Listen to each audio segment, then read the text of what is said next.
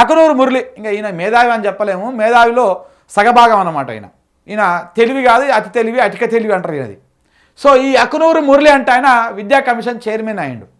అంతకుముందుకు walkers దగ్గరికి అక్కడికి ఇక్కడికి పోయి ప్రజల మొత్తం లోపల ఒక విషాన్ని నింపేటువంటి ప్రయత్నం చేసిండు ఈయనది ఏంటంటే, అప్పుడు కేసీఆర్ ఏదో సందర్భంలో నేను తిట్టుంటాడు, ఎందుకంటే ఈయన పని చేయడు, ప్రచారం ఎక్కువ చేసుకుంటాడు. మొదటి నుంచి ఇంతే ఈయనది.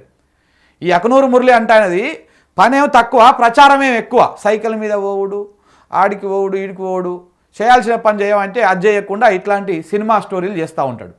సో దాంతో ఈయనకు తిట్లు పడ్డాయి 1-2 సార్లు. ఎవరికి? అకనూరు మురళికి. తిట్లు పడంగానే వెంటనే కేసీఆర్ మీద కోపం పెంచుకొని ఆ కోపంతో ఇక అప్పుడు ఒక రకమైనటువంటి విషాన్ని వెదజల్లడం కోసము ఒక పెద్ద అదే చేసిండు, ఒక యాత్ర లెక్క చేసుకుంటూ పోయిండు ఆయన.